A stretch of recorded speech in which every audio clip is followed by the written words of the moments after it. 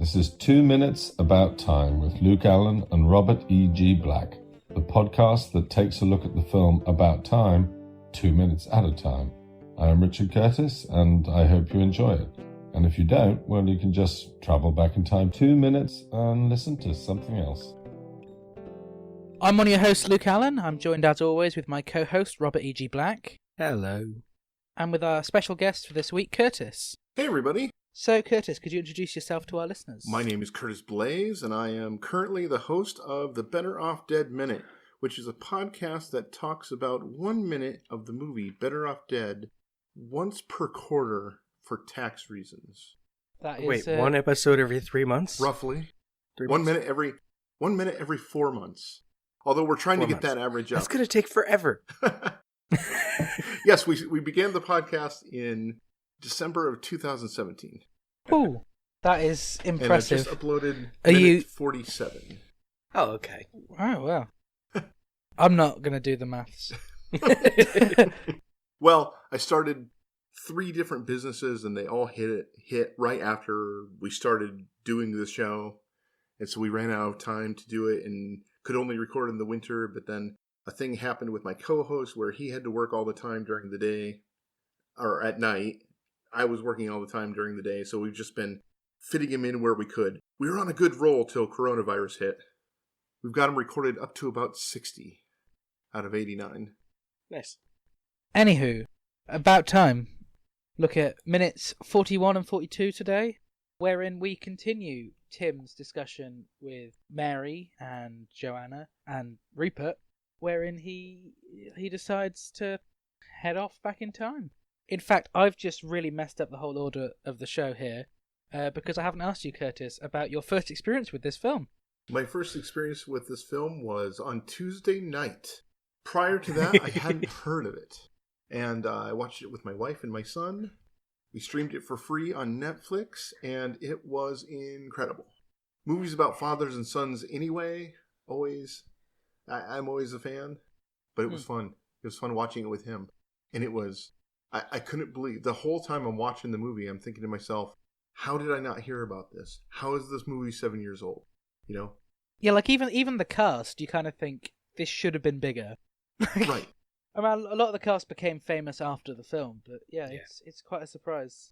I don't think it ever... Did we find out it didn't even really get past, like, number 10, did it, in the charts, I don't think? It was, in the US, it was number 10, then it went up to number 9, and then it disappeared. Wow.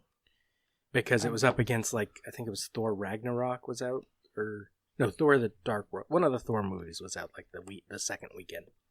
Well, we're watching this movie, you know, going like, is that Margot Robbie? Is that Margot Robbie? Mm-hmm. Looked it up at Right the end before and it she was. made it big, yeah. But she was young enough for us to have the question. Mm. And her British accent, Right. you know, is pretty good. Same as Donald's, really. I think I've talked a lot about how great their accents are, but it's quite impressive. So, I assume, did you watch the film before you watched these minutes, then? Oh, no, I watched the minutes first. Or did you? Okay, so... Nice. So what was your impression on the minutes without the context of the film? Oh, well, because of the time travel thing, I thought I had this thing pegged. I was like, oh, this is going to be a movie about him using time travel to try to make his relationship perfect, and it's going to end up screwing everything up irretrievably. And I thought the whole plot of the movie was going to be about him trying to get her back after he'd lost her. After a couple of threads. And I was completely wrong. Yeah, that's like what that's the last 10 minutes or so, but not the movie. Right, that's the impression this gave me, watching these few minutes, just floating in space, unconnected to anything, out of context. That's good. I mean, a couple of weeks ago we had someone and you didn't realise from the minutes that the film was about time travel, so... Nice. They just watched the minutes? They just watched the minutes? Yeah, and... Yeah, which and is hadn't weird, seen the movie. Because I'm pretty sure in the notes I say we do a bonus minute to fit in with the theme of time travel. So clearly that was completely ignored. The opening line is, just these muffins, I think. Never trust a blueberry. Okay, I'll be back in a tick. You two are such a lovely couple. And I mean, this is just such a great scene, but it is so weird, as we said last episode, that he managed to get that information from them. Yeah. And I find it weirder, I mean, that they gave him information is fine. Joanna's being kind of weird, but Why does he turn around and say you two are such a lovely couple? Yeah, he didn't need to. No, he's leaving. He's erasing this moment. It doesn't happen. You know what? He should turn around and punch Rupert. That's what we all want to see. We all want to see Rupert get punched in the face. It might be a little too Groundhog Day if he punched him. Could throw a drink on him or something. I think it just speaks. Yeah. I think it's just a character moment. He's just a nice guy, and he knows what he's doing is off, and he just wants the universe to be in balance a little bit. Yeah, I'm about to destroy this complete relationship that you're in, but you guys were cute while it lasted. It's almost like just in case his time travel doesn't work this one time, right? He's safe. Right. Like he's just making sure it's safe in case suddenly he ends up unable to. Now he has to win her the old-fashioned rom-com way. Yeah. Wait until she realizes Rupert's a douche. Right. He has to befriend her and actually work to gaslight her to make her realize, instead of just doing it through time travel. Yeah. But yeah, as a rom-com and the whole style of this, I've said this a good few times, but this is the most realistic time travel film I can think of. like because it's so weird the way he travels in time, like it feels normal. Yeah, I really appreciated that they didn't try to over-explain it.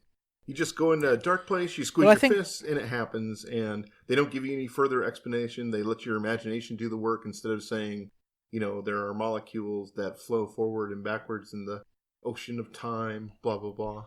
Yeah, there's no scientists in this. That was the best way to handle it. I mean, have you seen Richard Curtis' one of his other films, Yesterday, the one that came out about the Beatles? That's the same guy. Thing. That explains it. It just happens. Yeah, and it's just like, here's the ability that we have in this world. Let's not try and explain it. Let's just tell a story with it. And I think that's brilliant. Yeah, when I first saw the trailer for that, I assumed the plot was going to be somehow trying to fix it and get everything back in the end. Right. And it wasn't even close to that. I'm like, okay. That's the same thing with this movie. That guy. Okay, so I didn't know it was the same director. I've done no research. I haven't looked up the script or the IMDb. Same writer. Yeah. So he as well as all this, he also wrote Love Actually, Four Weddings and a Funeral, Mr. Bean, Blackadder, Bridget Jones. Oh, wow. Vincent and the Doctor. Yeah, the Doctor Who episode, Vincent and the Doctor. He also founded the charity Comic Relief. I didn't realize that all of the good rom-coms since 2000 were just this guy. The British ones, yeah. All the British ones. He also did a great TV show called The Vicar of Dibley, which no one in the States seems to know exists. And, I'm trying to think if there's anything else. Notting Hill. Yeah. What is he, 90? That's awesome. I love that movie when it came out. My wife made me watch it. Different wife than the one I have now. And I was grumbly about it. I don't watch Notting Hill. And then I watched it and was like bawling by the end. It was amazing. I can't think of a film he wrote that didn't work. The only other one he did, which I can see you would possibly know of, is what we call The Boat That Rocked, and I believe is Pirate Radio in the States. Oh yeah, Pirate Radio. But yeah, I think that's everything I've mentioned, really, other than a couple of odd TV episodes. He is 64. There we go. Well, hats off to you, sir. You've defined what good rom-com is. Yeah, I genuinely think he is a genius. Everybody should know about this. The second I watched it, I shared this on my personal Facebook page. That's good. It's such a brilliant It needs film. to be seen. Anyway, let's go into the minute. As Joanna and Mary switch opinions for some reason. They switch opinions? The last few minutes, it seemed like Joanna was kind of smitten with Tim, and like that's why she gave her address and everything. Oh, yeah. She really was fascinated by him. Now suddenly she's the one saying he's a bit weird. Yeah. It's like they reversed. She says he's cute. Mary I like says that, him. Yeah. Well, they want him over. I like him. Yeah, me too. Well, so there's a question. I wish we had sort of a woman on the show. Is this guy... So this is the kind of thing I was wondering through the movie. Is this guy cute? Is he a cute guy? We did have a discussion about that. Yeah, we had a discussion about this week or two ago. because apparently him in Star Wars is like a sex symbol or something. Oh my god! Well, if you look at his picture on IMDb, he's got the black and white one. He's pretty cute. Okay. Generally, in movies, they don't make him look cute. They make him look more of the like gingery, nerdy. Yeah, I was gonna ask if they emphasize the nerdiness. She's wearing the glasses in the scene. Is that a thing that goes on all throughout the movie? I don't remember that being... I think she wears them a few times. Yeah. She doesn't wear them all the time, no. But there are a few scenes where it's like when she's serious. It's like she's They got put some glasses on her. I think, I think in the scene where they find out that the dad's unwell, I think she might be wearing glasses. Then I'm not certain. I will have to double check. Hello, it's Robert interrupting. A quick check, and it seems the only other time she is wearing glasses is 2 clips during the subway montage. Otherwise, they're just gone. Robert, have I got your fully updated notes? Does it have names next to the dialogue? No. Then no, you don't. Okay. My Dropbox might not have updated this morning. Okay, that's fine. I can figure out who's saying what. Rupert's the one who says I like him. Okay. Mary says, yeah, me too. I like him, yeah, me too. And then Tim goes back in time. So have you got any notes on the flashback this time? I think the only weird thing here is they do a shot of a Kate Moss photo that we never actually saw in the middle of those flashes. But he could have looked around the exhibit. Yeah, that's true. That's a good point. It's an odd choice. Yeah. I think they should have used the photo with the cat in it, since that's the one he's been sitting by the whole time. Well, so... We do get a few shots of him by that as well, though, I guess. Yeah. So not having watched this movie obsessively, before. In every flashback, and every time he goes back, do they always only show things that we've seen already? Every time? So far. Yeah, so far, yeah. And they generally show them in reverse order. Okay. And a couple of them at the end, it seemed like the order comes back to normal right before he finds the spot he's going to.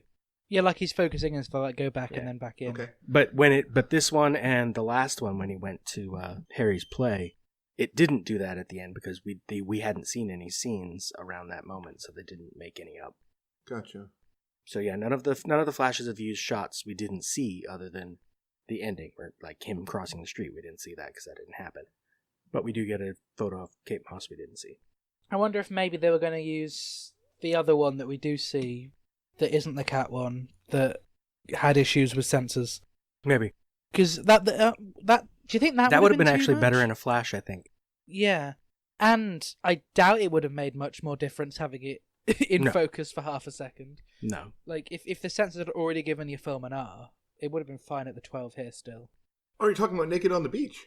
Well, one of the reasons it got an R rating in the US is because of nudity, which is only in the movie in the Kate Moss photo that's in the back of a scene. That's why I got the R.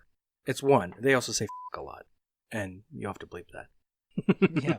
But whereas here in the UK, it's rated 12, so, like, the nudity is fine, and the context of the language makes its frequency not an issue for anyone over the age of 12. Yeah, my 12-year-old is watching Silicon Valley right now. There's no switching from Silicon Valley to this movie was this seemed pretty G-rated. Yeah. I don't even know what that is, to be honest. Is that a thing I should understand as a reference? Oh, it's a HBO show. Lots of swearing. Okay. From mentioning it's HBO, that's the what I do understand the reputation of HBO. We've talked a lot about age ratings, too much about age ratings, possibly, if there's such thing, because I bring it up a lot. There's such a thing. Code 4. Oh yeah, you. That's a good callback. Respect for that callback. As he's crossing the street here and checking his watch, the kind of this is the minute right before I got on here, and you guys touched on this slightly. I just want to touch briefly on how you guys came out. Did it seem weird and pushy the way he was just insisting on knowing the exact details of how they met? Well, yeah. Yeah, it's weird that they... I mean, I guess, as you said, Joanna seemed kind of into him. Mm-hmm. But it does seem odd that she'd give, like, her exact address. Right. Right, but it's an example of him finally realizing what he can do, though. Is, I'm going to erase this anyway, I can just be pushy. Okay, yeah. That's how you came to that? Yeah. I like how... Yeah, because I think in that moment, he kind of gave in to the fact that, you know what, I'm just going to be the weird guy in this deleted time. Like, he doesn't care. I think that's why he's just a bit odd in that scene, and it's quite funny. Like, was it Coochie Face that he was like? Poochie Face. Poochie Face, that was it. Where he was like, before anyone responded, he was like, yeah, don't say Poochie Face. like Like he's just become the weird person at this point. Well, it's kind of fun that I got. But I still It's think... kind of fun that I got the minute where, to me, it's the only moment in the movie that is a little bit pushing the bounds of what would realistically work. Yeah. Well, it's also him being pushy, getting the information last minute, and then him get with the sarcasm in the upcoming minutes. He's risking a lot on this meeting, because if she didn't like him anymore, didn't like his attitude, like the way he talks, he would have just had to erase it again and drive more. Yeah. Well, and that's one of those things. There was this opportunity here for this movie to fall into this. If it was going to be, I'm sorry to interrupt myself. If it was going to be the kind of movie where he had to keep going back and trying over and over again, like Groundhog Minute, that would be how they play the scene. Is he screws it up 3 times, and you see him finally getting it right, just like Bill Murray trying to date I think there's sometimes Andy. he does, and we just don't see it. Well, yeah, I think we can assume maybe he does do that a few times, but at this point, 40 minutes in, we're not getting too much. We're not getting repetition of moments much. No, because as we discussed before, well, I don't think I mentioned this to Curtis, is I believe that Tim's like an unreliable narrator, and that he's, retelling the story to us. So, hence, Margot Robbie at the start doesn't really have much of a personality beside her looks. Hence, he seems really awkward in some things and completely fine in others. And I think that that's just because, why would he tell it completely true to life when he's retelling the story? He'd tell us how he remembers. Yeah. And so he might not remember, going back and reliving this moment 5 times to get it right. He might only remember the moment in the end. Or he might remember it, but not feel it worth telling. Well, I happened to read a Reddit thread right after seeing this movie about a guy who admitted to his wife after 5 years that he basically stalked her and became the perfect man for her, reading her emails and looking at her likes and stuff just to get her. Wow. She was coming to Reddit asking, what should I do about this? This man, insinuated himself into my life by becoming perfectly what I was looking for. And I think that kind of speaks to what's going on here, because especially when he, I guess it's going to be the next minute, but, if he's going back and forth, this is also addressed a little bit in Groundhog Day. If he's just going over and over until he gets it right, like, what? How do we feel about that? It's an interesting thing, because the process of that is horrible. Right. But if the result is he becomes exactly what she wants, and he did become that person, then it drifts back into sort of okay. And it's like, but that's hard to forgive the process. I don't feel like I'm in a place even to jokingly give my opinion. Like the idea that it's a real life situation rather because than you're currently stalking someone and you don't want to ruin it. Well, that when you finally win her, you don't want to have to admit it later. Wait, have you been married to someone for 5 years who's on Reddit a lot? He's like, oh no, she's been on Reddit? Yes, we married when I was 11. And anyway, Tim gets to the party. Yeah. It's 8:25. It is really stalkery, this whole idea. Like, and I think if we didn't see him meeting Mary go successfully first time round, right, we wouldn't be able to relate and allow Tim to do this as an audience. Yeah, we said that last week too. Is that it's okay here because we know they got along with each other. Right. He's just trying to recapture that. If the first meeting went badly and then he had to keep doing it, then it's A, worse, and B, just like every other rom-com. Sure. She said no, try again. Yeah. But she didn't say no. He just accidentally erased it. I always forget that technically this is the first meeting of Tim and Mary. Yeah. Right. Because their actual first the first time Tim meets Mary is so beautiful and wonderful that this being the first time Mary meets Tim, it's just like I just forget, and I think it's so weird. And I would love it if there was some like occasion at some point where someone asked him, "So when did you two meet?" And he tells the complete wrong story or something. She just looks at him. That would have been a fun scene. Thing is, with this universe, there are so many other stories that could be told, and it's brilliant because of it.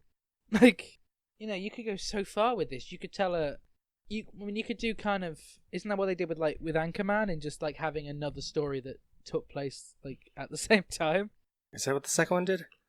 Like not the second. Was there one called like Wake Up Ron Burgundy or something that was like? Oh, they had like the extra one in between. That's right. Yeah. I don't think I ever saw it. Wow. I don't think I have, but that's what I believe it is. I'm only just finding out I've right seen now the that first it one and the existed. second one. I own it, and I've seen the first one and the second one, but I don't know if I've seen the in-between one. Because I think it's just like... isn't it just like a film of deleted scenes and outtakes that happen to make a whole other film? Or something like that.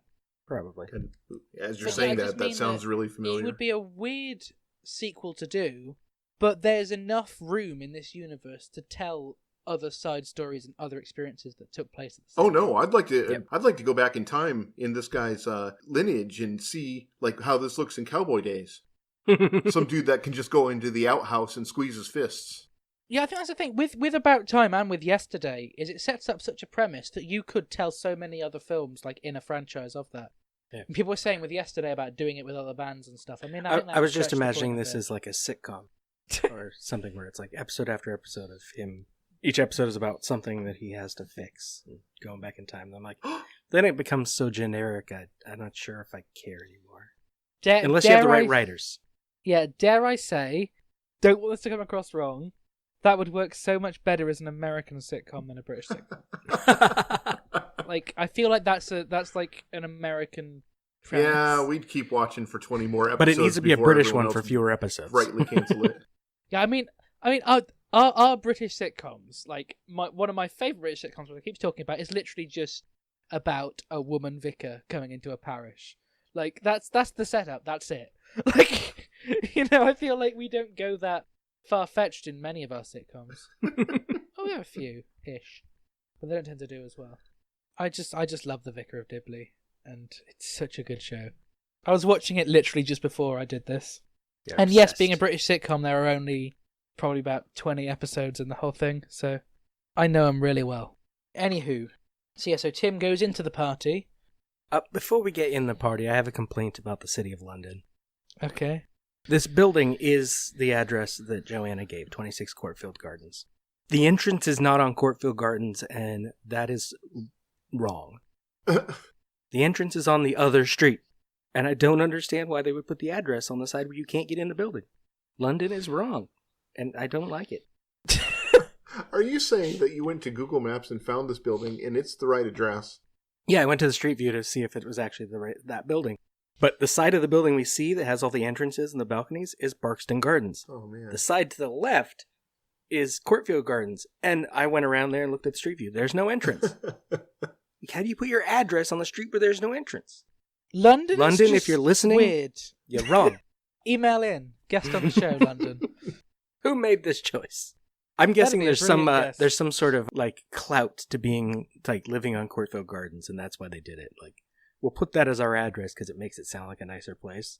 Because the other end of the block is a freaking hostel where like poor people can go in and stay for the night. So maybe it just makes it sound better. But I couldn't. What's the name of the hostel? Barkston something hostel because it's Barkston Gardens. Okay, fair enough. I just remember looking at a lot of different locations every time I stay in London to try and find out the cheapest place to stay. So Oh, well, it'd be nice to stay in that one. It's right by a place from this movie. You could just go reenact the scene. that'll be my next choice, maybe. Well, it depends. Actually, I probably won't be up there again because the past 3 years it's been for that award thing at the House of Commons, and now I'm over 16. I can't enter under 16 anymore, so it'll be very hard to compete with actual proper filmmakers now. I'll give it a go, maybe, but probably no luck. But yeah, City of London, if you're listening, guest on the show. Well, it's weird to me. I'll say this regarding Robert's thing. It's weird to me that they needed to use an address that was in it at all. Like, why couldn't they could have just made up any address? Is it concern for being as accurate as possible so that someone can say, yeah, that's really London? Because, I mean, in movies, well, let me just go back. Because they have a beautiful balcony and they have these 4 giant floor-to-ceiling windows that you can see the party through, and it's a gorgeous shot. Yeah. But, I mean, East St. Louis was New York in Escape from New York. Why did they have to use the right address but the wrong side of the building at all? Any random street at all would have But the worked. movie uses the right side of the building. It's just the address uses the wrong side of the building. So your complaints with the house, not with the film. Yeah, my complaint is with reality, not the movie. Okay. I think it's interesting that the movie uses the real address because they made a point of him asking for the address, and so it's nice that it's accurate. Random. And it's a big building, so you can't go stalk the person who lives in this apartment. This building. I was going to say a lot of people living there. I was going to say, random question, for houses and things in films, would it be complete wrong etiquette or courtesy to actually go to a film location at some point and just knock on their door and ask nicely? Boy, it really depends. Whether This is something. Yes, this is something I know a little bit about. But Robert, you've got a story. You go first. Yeah, some of them are. Well, I know from Michael Myers Minute, the Strode house, for example, where Laurie lives in South Pasadena. You don't knock on the door because you don't have to. The owners keep on their porch a fake pumpkin and a little board with photos on it of Laurie sitting on the little pillar with the pumpkin. And they're like, go ahead and use this, just put it back. And so they're very nice to people by keeping you away from knocking on their door. They never filmed inside that house anyway. But you can take their fake pumpkin and go pose for pictures on the pillar out the corner. They're really nice about it.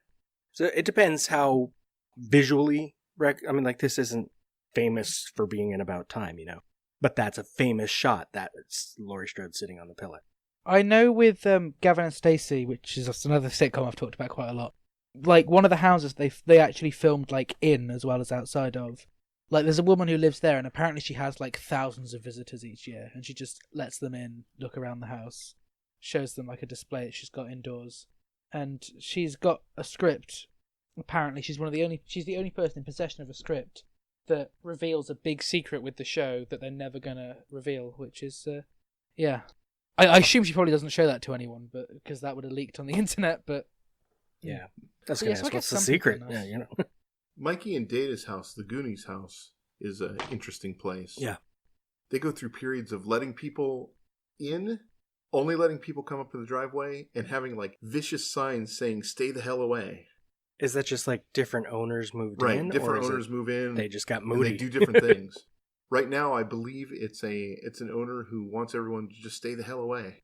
But when I visited back 12 years ago or whatever, they had a come on up to the driveway, but don't knock, be quiet, be courteous, don't drive, walk. But there were times during the 25th anniversary where you could just go up there and knock and they'd talk to you. Nice. Well, controversial opinion, I kind of think that if you end up living in an iconic house from a film, then I think that maybe it should just be part of buying the house that that people are going to come and visit, and that's... Yes. It's when they have to tell you someone died in a house. It's oh, by the way, this was used in Goonies. Oh, yeah. You're going to have people coming here all the time. Yeah, and, kind of please be nice to them, and maybe not necessarily let them in, but, right. Allow them to take photos by your house, all of this stuff. I think if you're not willing to do that, then don't buy the house. Or, I think that would be sort of the Chamber of Commerce there. Speaking of Astoria now, approaching the guy going, this is the Goonies house. People are going to come by.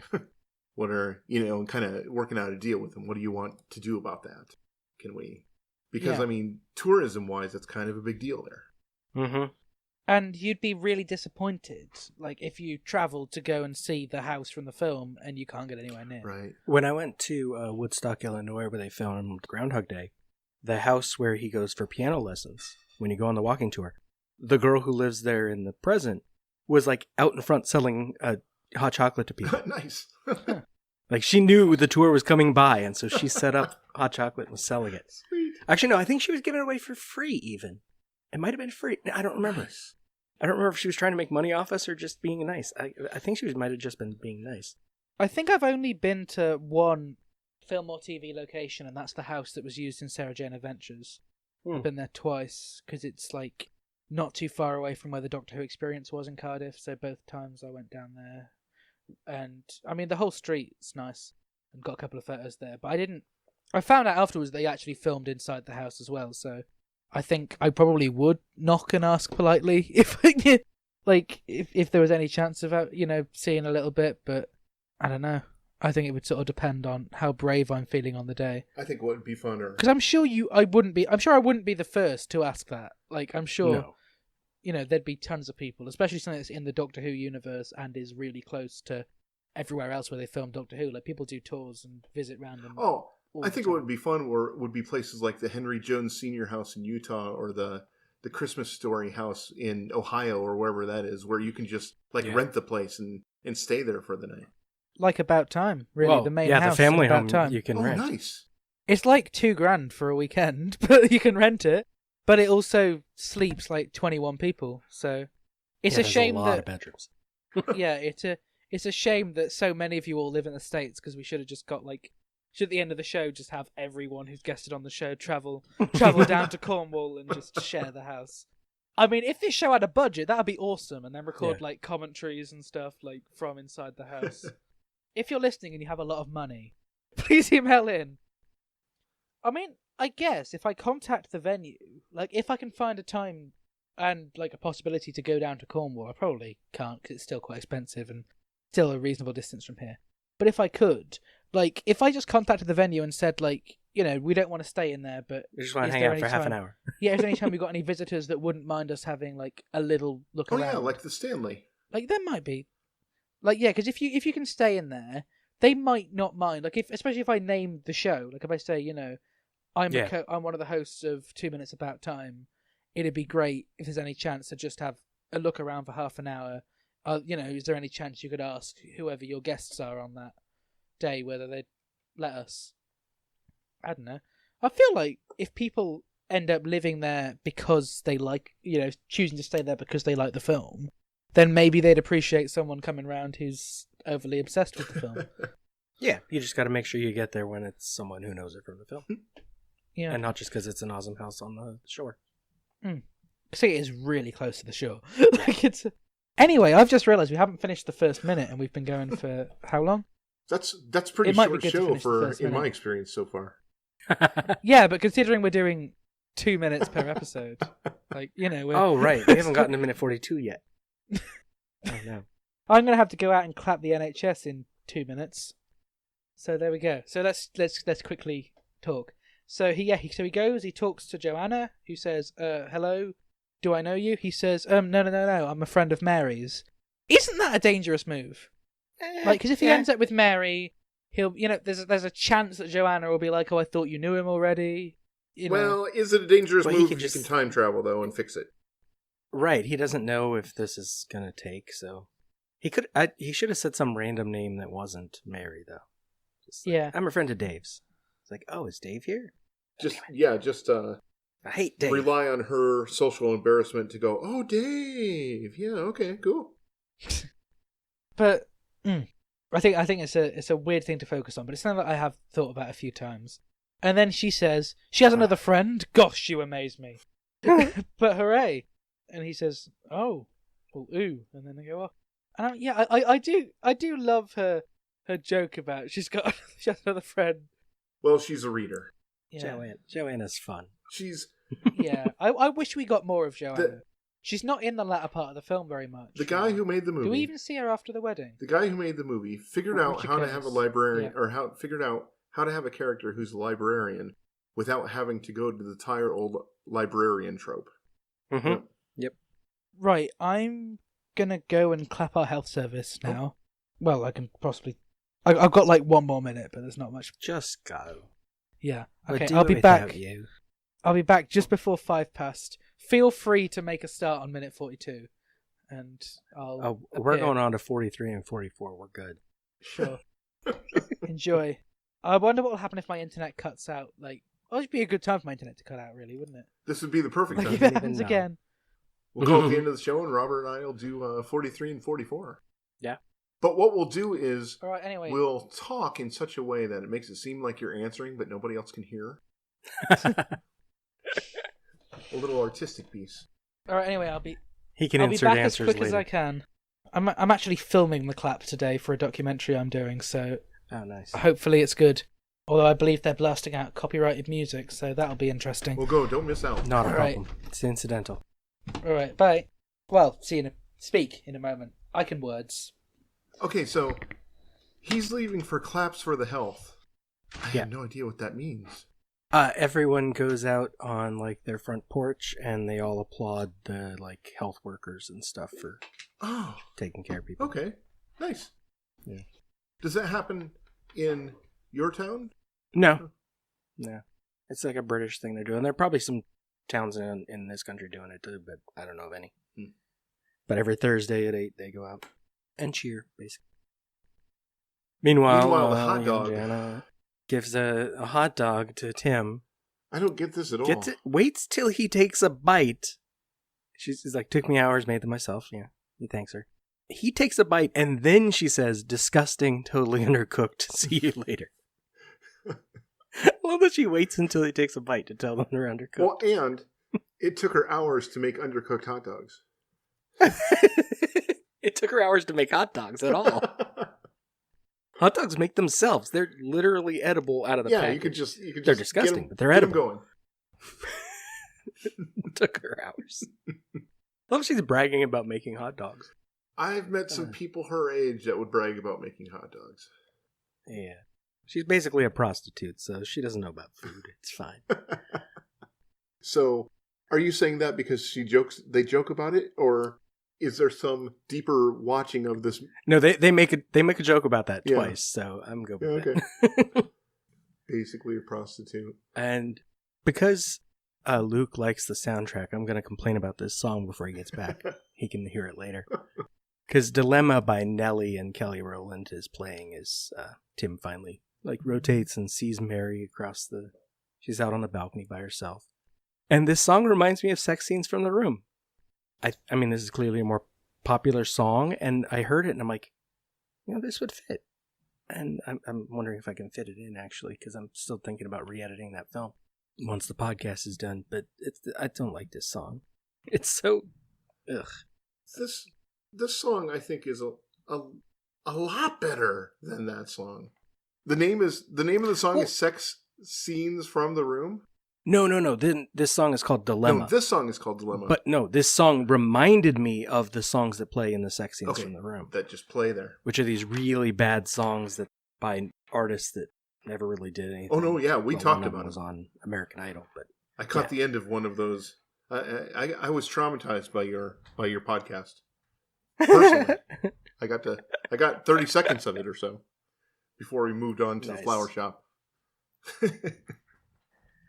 But this I don't care for this song. Fortunately, it's in the background. It's the party, and it kind of disappears as he gets out on the balcony with her. It's reasonably 2013. And so he goes out there. I'm pretty sure before he goes out, there's a bong on the shelf in the background too, which is funny. In Joanna's apartment, it might just be a bottle of some sort, but the shape's similar. Oh, I didn't pick up on that. Well, I only watched it once though. Usually, I'm able to obsessively watch a movie 10 times before going on a podcast about it. Oh, yeah. No, it's a bong. Okay. Yeah, so he sees Mary. He goes out there. She sees him and smiles, which is nice, because she has no idea who this guy is. They say hi. He's like, I'm Tim, Mary. And for the third time, he goes with, that's my mother's name. He's not learning very well. But he is smart enough this time to say, let's not get into that. And continuity, I have a complaint because I'm the obsessive one. I'm pretty sure someone either stole or turned off the Christmas lights that were under this umbrella because we saw them from outside. I don't know if they turned them off or someone took them. Oh, you're right. They're gone. I don't even see any in there now. No. We don't quite see up in the top. I couldn't tell quite how close together they were from the far shot outside, but they're definitely off, if not gone. And yeah, they're off. He says, I know this is forward, but your face tells me that you're finding this party to be a living hell. So I just wondered if you might come and have a bite to eat with me instead. And he kind of looks towards his watch and says, right now. He knows Rupert's coming. This is such an Arthur Dent short window here. And Mary starts to say, I'm sorry, and the minute cuts off. And Luke's still gone. Now, Luke, what we should know, everyone, listeners. I'm trying to be nice here and say something horrible about him, but also be nice, so he's not offended. He likes to talk about his films, which is good. You got to be proud of the stuff you make. Good for him. I'm kind of the opposite. I make podcasts where I don't even talk about myself or promote them because I'm weird. That's why he's in charge of this one. I'm just a co-host, which is the greatest role. I can't imagine. Boy, I'd like to just get on and talk for a few hours. Luke doesn't know this yet. Not have to edit, not have to do anything. Just wash my hands. Well, here's the thing. Luke will find this out when he listens to this. I do edit them slightly. I've cut 5 minutes off of each episode. Oh, nice. He sends them to me, and when I'm listening to them, I'm like, oh, I could cut that. I could cut that pause. I could cut this. And so I've just been opening them in Audacity to listen to them. And then cut out some silence, cut out some things. And so it's like a weird mix. He does most of the editing, and then I do like a little quick once over. That'd be perfect. That's how I do my photography. But otherwise, it's like I do my usual obsessive notes, which I do for every show if I'm a guest or whatever. It's like, I need to see this address on Google Earth. Okay, open it on my phone, zoom in, look around. Wait till we get to the Greek restaurant. That real restaurant had some problems. We'll get to that. Got some notes. I think next episode. Yeah. So, I guess I've got a slight continuity thing too. I don't know how. Yeah. I haven't been obsessed about it the way you have, but what are all these trees doing outside of this window? The last time we saw this, it was a bare street, wasn't it? Well, I think that's the problem. There are trees, but I think the balcony we saw... Yeah. I'm going back to 41 right now just to check it out. Wait a sec. There are no trees on that side That's of the what I'm building. saying. That side of the street. Could it be? Hold on. I just want to look. This might not be that Yeah. building at all, the inside. I'm going to the street crossing. Which is also why it's okay to use a real address. They didn't actually film there. I'm looking right now. And they just matched it by putting an umbrella outside. There's the watch. He looks up. Okay, there are some bushes, but nothing like what we see. And that umbrella is not in the window. I think this is a different location. It's on the balcony. Yeah. Well, one of the buildings near the Greek restaurant where they're about to go next minute does also have balconies similar to this. So maybe they filmed over there. Oh. It'd be interesting when you get there to see if they've got a bunch of trees outside of those balconies. Hello. Oh, hi, Luke. Right, how much genuine conversation have I missed? We finished the minute. And then just started talking Actually, about... I mean, we different actually movie. finished the minute. You actually have? Okay. I had some talks about continuity with the umbrella. Joanna's drug use. We got into that a little bit. I don't know. And Doesn't made some he- comparisons to The Room. So are we talking you finished 42? Yeah. Wow. We're very efficient. Clearly, I'm the person who's been holding you down this whole Oh. time. That was what a good part of the Have conversation you not was about, heard yeah. the Mandy Sucks Minute? Yeah, those episodes, other than 2 of them, I think they average under 10 minutes. They're like 5 Except for minutes. the one I was on. It took me I was an very afternoon to listen to the whole run. Yeah, that one's like an hour. And then the very final episode is 2 hours long. Yeah. So have you ran through all the dialogue and Mm-hmm. Complained about the Okay. Christmas lights. The bong on the shelf. Yeah. well, Yep. oh yeah. Huh. So there we go. Although- If I don't think I've got anything to. I don't know what you said, but I don't think I've got anything to add because Although I'm going to be that guy. You can add I'm some going to next go ahead minute. and be that guy here. Did you have something that you wanted to say about the music in this scene? Do it. what is the music? You're the music guy. Is this Yeah, not on but the I'm not- soundtrack? I haven't had I didn't have the chance to look back at this minute today. Well, it's Hang like- on. Oh, Don't you know that it is true? It's a song called Dilemma. To dance with you.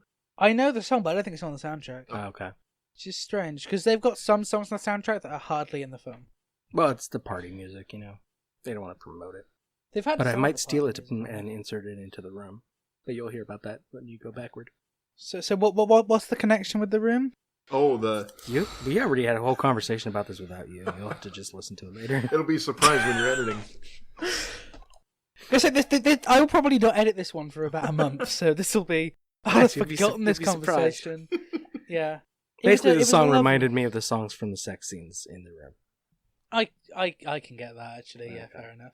But I was afraid if it was a song from the soundtrack, you were going to really love it and it would come across weird. But it's Yeah, not but on the the thing is- soundtrack, so it's fine. Thing is, some of the songs from the sex scenes in the room would be all right songs if they didn't bring disturbing images into your head every time you hear them. And if they, sped them up, produced them better. Yeah. So, yeah, I mean, I feel like I should have something to say because this is technically Tim first meeting Mary. Nah, because But- he says the mother thing again. He gets past that. He tells her she looks like she's having a bad time, and more of their conversation is next minute. so Really? Yeah. you'll be fine. The next minute. It's quite pushy, really, what he says. Like, it once again, it's surprising that this ends up working out Because, well, like... he asked for the address and stuff like a weirdo. Now he's like, let's go out right now. And then when they go to the restaurant, he's like this sarcastic dick. And I'm like, dude, are you just hoping this goes badly so he can erase it again? Or what? But really, he's just testing her to see if she can keep up. I mean, could it have worked if he turned up to the party actually earlier and was one of the first people there and got to make like a good impression on both of them? Like, No, you don't want to be the awkward first arrival if you don't actually know people. I've done that. It's horrible. Ooh. Have you got a story to tell us? It wasn't. Or was that it? That was basically it. It was a New Year's party, and I was invited by like a friend of the hosts, and then I got there a little too early, and hardly anyone was there, including the friend who had invited me wasn't there yet. And so I'm like, "Hi, I'm Cherie's friend. I'll stand over here in the corner," and they're still setting stuff. I'm like, "Actually, can I help?" So I ended up helping them set stuff out. So it went okay, but it was just awkward for a moment. I was like, I don't know anyone in this room. I'm trying to think whether I've been to, like, any parties that aren't my nan's Christmas parties. That might be it. And, like, birthday parties when you're a kid. Well, technically I'm still a kid, but we'll ignore that. But, yeah, I mean, I don't think I've actually been to parties like this to know that. And, you know, I tend to be pretty well known when I'm at my nan's Christmas party. She tends to know who I am, thankfully. Every time I go to a party like this, it ends up being, I end up having the perfect timing so that I show up just late enough for nobody to feel like they need to include me in any part of the party from that point on. Nice. I show up, it's like the opposite problem. I show up late and I'm just in the corner going, everybody's already got their things. Everybody's already made their friends and their groups. Mm-hmm. Yep. I was watching a video the other day, right, of my nan's, like, the party she did for the millennium, which was like 4 years before I was born, so I missed out on that. But she had this like amazing idea for a party game, assuming it was her idea. And this is just a tangent, but that's the point of podcasts. And the idea was that it was, she went to charity shop, what do you call that, thrift store? Is that the same thing? Yeah. Yeah, she went there, bought like as many cheap and big clothes as she could. Then she did a game of like pass the parcel, but whoever it left on had to put on one of the random items of clothes from the middle. And it looks like such an amazing party game. And it's like, why does she never do that again? Like, I assume it was over what they were wearing. It wasn't like a very adult party where they had to switch it out. No, it was over what that they could were be a wearing. good way to get to know people, too. See, that's the kind of parties my mom had. They would get underneath get underneath the blankets and change clothes with each other and that kind of thing. Ah, nice. Yeah, I don't have any good as I said, my only good party anecdote was a party I was too young to have even existed when it happened. Like, you know, I think you'll get some later. Yeah, maybe. Let's be honest, they'll all be embarrassing party anecdotes. I won't get the, wow, this amazing thing happened to me at a party. It'll be, I went to a party and it was the wrong party. That'd be awesome. That'd be an amazing story to accidentally turn up to the wrong party. And to have it work out. Yeah, that'd be a good story.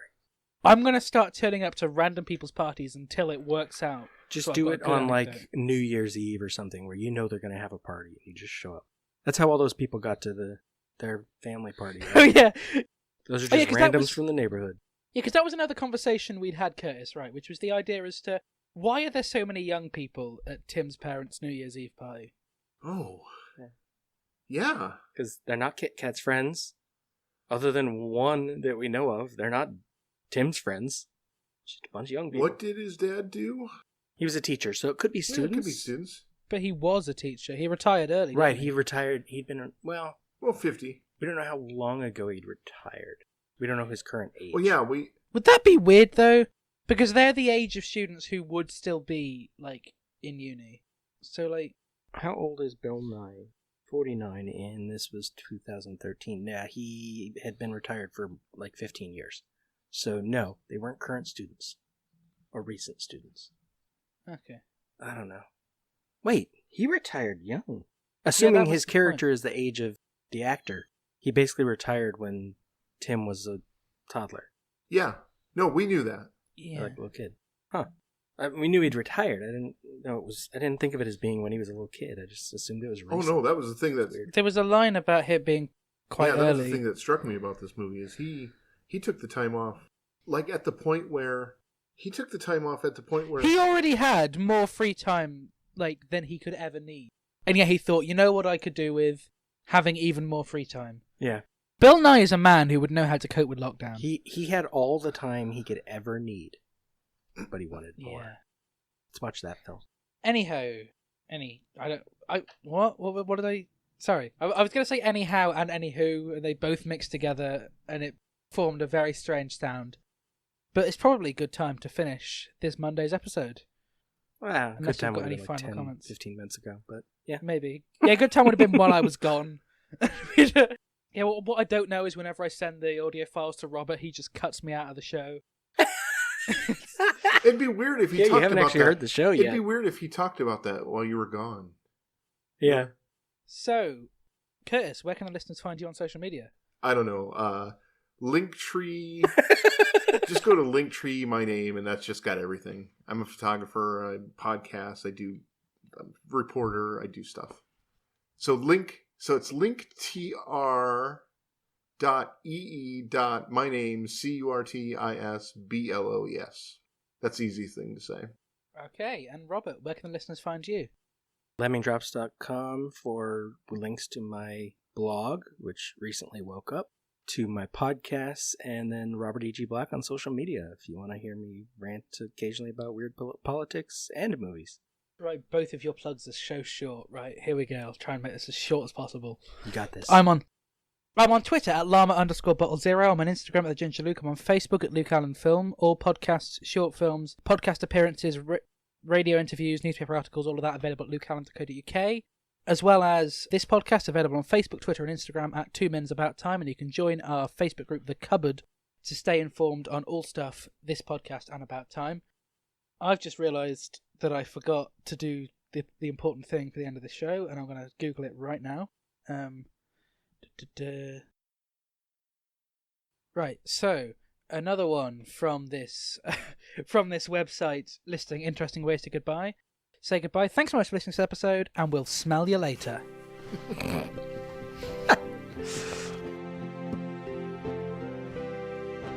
The 2 Minutes About Time theme is performed by Ethan O'Mahony and is a cover of the About Time theme originally composed by Nick Laird-Close. 2 Minutes About Time is a production of Lemming Drop Studios in association with Bottle O Productions.